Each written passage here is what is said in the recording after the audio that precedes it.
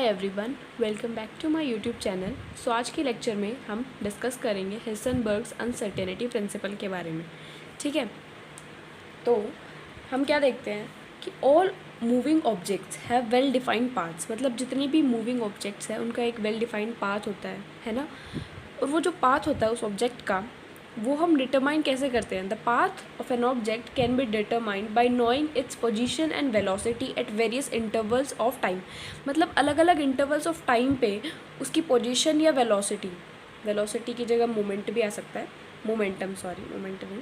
ठीक है, तो उनको जानकर हम डिटरमाइन करते हैं ऑब्जेक्ट, किसी भी मूविंग ऑब्जेक्ट का पाथ, है ना।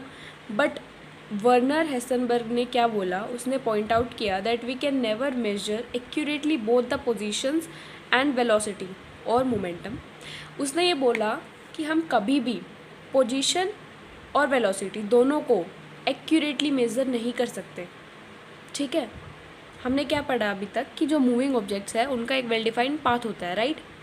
और वो जो पाथ होता है किसी भी ऑब्जेक्ट का, उसको हम कैसे डिटरमाइन करते हैं, bye knowing its position and velocity अलग अलग इंटरवल्स ऑफ टाइम पे, है ना। बट वर्नर हेसनबर्ग ने क्या बोला कि हम कभी भी पोजीशन और वेलोसिटी को एक्यूरेटली मेज़र नहीं कर सकते। ठीक है, सो उसने एक अनसर्टेनिटी प्रिंसिपल दिया। सो क्या था वो, according to Heisenberg's uncertainty principle, delta x into delta p greater than और equal to h upon 4 pi. यहाँ पे डेल्टा एक्स क्या है, अनसर्टेनिटी इन पोजीशन, और डेल्टा पी क्या है, अनसर्टेनिटी इन मोमेंटम, राइट। अब देखो इसका क्या मतलब है, अगर डेल्टा एक्स स्मॉल होगा, उसकी वैल्यू अगर स्मॉल होगी, तो डेल्टा एक्स यानी कि जो पोजीशन है उसको हम ज़्यादा एक्यूरेटली मेज़र कर पा रहे हैं। तो क्या होगा, जो डेल्टा पी है वो लार्ज होगा, है ना। तो उसमें ज़्यादा क्या होगा, करेक्शन निकलेगी, उसमें ज़्यादा अनसर्टेनिटी निकलेगी। और ऐसे ही जैसे अगर डेल्टा पी छोटा हुआ तो उसको हम ज़्यादा एक्यूरेटली मेज़र कर पाएंगे, डेल्टा एक्स बड़ा हो जाएगा और उसमें ज़्यादा हमारे लिए एरर्स निकलेगी, अनसर्टेनिटी निकलेगी। तो ये ऐसे है, ठीक है। और इसका क्या मतलब है कि h/4 पाई से इनकी वैल्यू या तो बड़ी होगी या इक्वल होगी, ठीक है। मिनिमम इनसे छोटी नहीं हो सकती है, राइट। तो इसका ये मतलब है हेसनबर्ग्स अनसर्टेनिटी प्रिंसिपल का। बेसिकली तो ये फॉर्मूला आपको याद करना है, ठीक है। और आगे इस पे बेस्ड क्वेश्चन आते हैं। एक मोस्ट इम्पॉर्टेंट क्वेश्चन आएगा इसमें, जो कि आता ही है, हर बार मोस्टली आ जाता है, ठीक है। तो अभी तक तो आपको ये समझना था कि पोजीशन और वेलोसिटी को हम साइमल्टेनियसली एक्यूरेटली मेज़र नहीं कर सकते हैं, ठीक है। तो हेसनबर्ग ने एक अनसर्टेनिटी प्रिंसिपल दिया जिसकी स्टेटमेंट ये है, जिसको हम मैथमेटिकली ऐसे रिप्रेजेंट करते हैं, ठीक है। ये था। अब देखो इसका सिग्निफिकेंस क्या है। We can not observe microscopic things without disturbing them. देखो जो माइक्रोस्कोपिक चीज़ें होती है हमारे पास, ठीक है, उनको हम बिना डिस्टर्ब किए उनको ऑब्जर्व नहीं कर सकते, right. No instrument can observe the position of an electron without affecting its motion. कोई भी इंस्ट्रूमेंट ऐसा नहीं है जो एक इलेक्ट्रॉन की पोजीशन को ऑब्जर्व कर ले विदाउट अफेक्टिंग इट्स मोशन, उसके मोशन को अफेक्ट करे बिना। ऐसा कोई इंस्ट्रूमेंट नहीं है, हमें उसके मोशन को अफेक्ट करना ही पड़ेगा, करवाना ही पड़ेगा, तभी हम ऑब्जर्व कर पाएंगे उसकी पोजीशन को, राइट। और हम ऐसा करेंगे तो पोजीशन में चेंज आएगा, वेलोसिटी में चेंज आएगा, ठीक है। तो वो अनसर्टेनिटी होती है। बट हमारी डेली लाइफ में मतलब इसका कोई सिग्निफिकेंस नहीं है मेनली। सो इस प्रिंसिपल का हमारी डेली लाइफ में कोई सिग्निफिकेंस नहीं है, ठीक है। क्योंकि डेली लाइफ में क्या करते हैं, हम बड़ी बड़ी चीज़ों से, माइक्रोस्कोपिक चीज़ों से मेनली डील करते हैं, राइट। तो उनमें क्या होगा, अगर मतलब हम उनको बिना उनके मोशन को अफेक्ट करे बिना भी उनको ऑब्जर्व कर सकते हैं ना। तो जो मैक्रोस्कोपिक चीज़ें होंगी जिनसे हम मेनली डील करते हैं अपनी डेली लाइफ में, उनकी पोजीशन या वेलोसिटी में जो भी चेंज होगा वो नेग्लिजिबल होगा, ठीक है। जिसकी वजह से कोई अनसर्टेनिटी नहीं आती है पोजीशन और वेलोसिटी को जब हम कैलकुलेट करते हैं, ठीक है। ये चीज़ें, ये डिफ़िकल्टीज़ किस में आती है, जब माइक्रोस्कोपिक चीज़ों को हम ऑब्जर्व करते हैं, क्योंकि उनको बिना डिस्टर्ब किए, उनके मोशन को बिना अफेक्ट किए हम उनको ऑब्जर्व नहीं कर सकते, इसलिए। तो ये है इसका सिग्निफिकेंस, ठीक है। बट डेली लाइफ में तो मेनली इसका कोई सिग्निफिकेंस है नहीं, ठीक है। अब आता है सबसे इम्पॉर्टेंट टॉपिक और सबसे इम्पॉर्टेंट क्वेश्चन, जो कि हर एग्ज़ाम में मतलब रिपीट होता ही रहता है। मेन क्वेश्चन है ये, ठीक है। Why electron can not exist in the nucleus, कि जो इलेक्ट्रॉन है वो न्यूक्लियस के अंदर एग्जिस्ट क्यों नहीं कर सकता, ये क्वेश्चन है, ठीक है। तो देखो अब हमें ये पता है कि जो एटॉमिक न्यूक्लियस है हमारा, उसकी रेडियस क्या है, किस ऑर्डर की है, 10⁻⁻15 मीटर।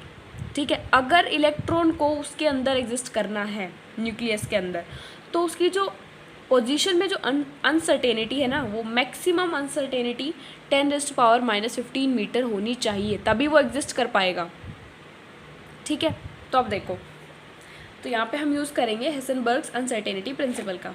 ठीक है, so which is delta x cross delta p greater than और इक्वल टू h/4π। मोमेंटम है, मोमेंटम क्या होता है, मास इनटू वेलोसिटी। तो अनसर्टेनिटी यानी कि चेंज किस पे होता है, वेलोसिटी में, तो हम इसको लिख सकते हैं m डेल्टा v।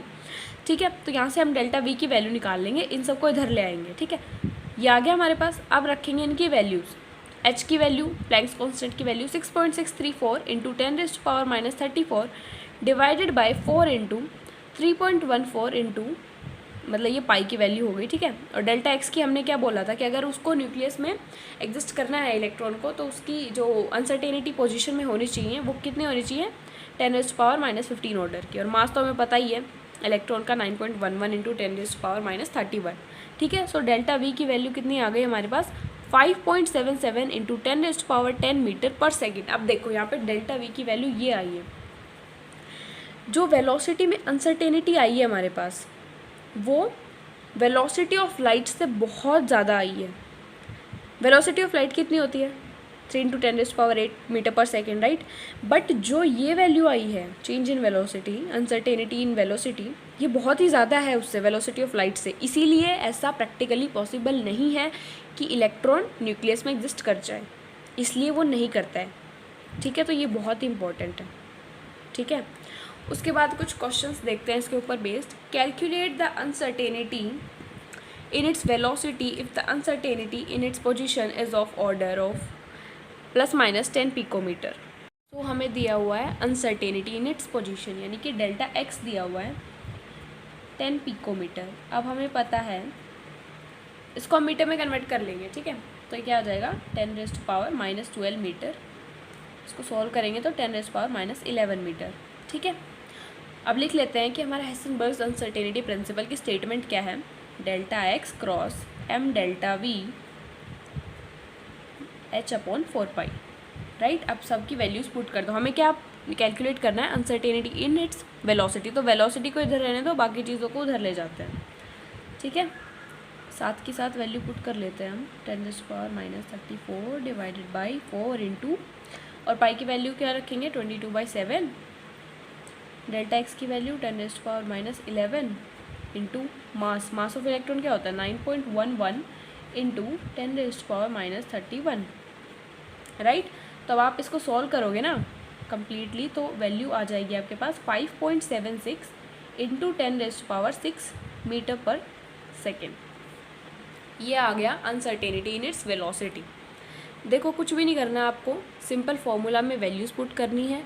ठीक है, वहाँ से जो नहीं दिया हुआ उसको कैलकुलेट करना है, इजी है। तो अब देखते हैं, एक दो क्वेश्चन और देख लेते हैं। ठीक है, इसके ऊपर बेस्ड सेकंड क्वेश्चन है, calculate the uncertainty in the position of an electron if uncertainty in its velocity is 0।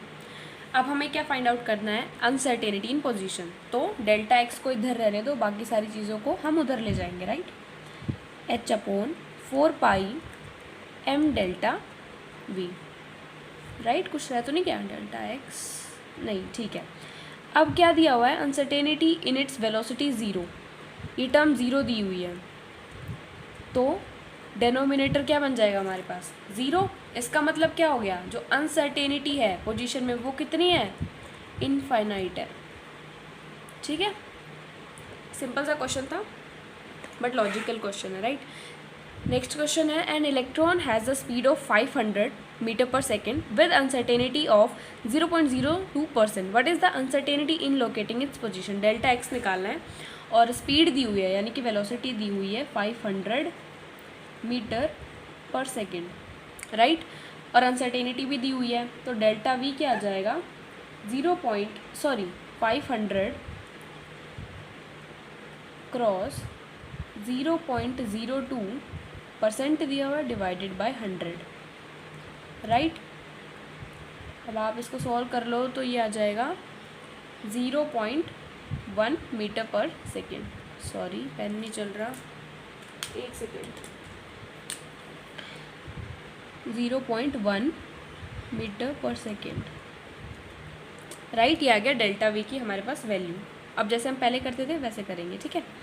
सो ये आ जाएगा delta x cross m delta v greater than और equal to h upon 4 pi. सबकी values को put कर दो, 6.63 into 10⁻⁻34 divided by 4 into 22/7 cross m की value, electron के मास 9.11 इंटू 10⁻31 किलोग्राम, ठीक है। उसके बाद डेल्टा वी की वैल्यू हमने फाइंड आउट की है अभी 0.1 मीटर पर सेकेंड, राइट।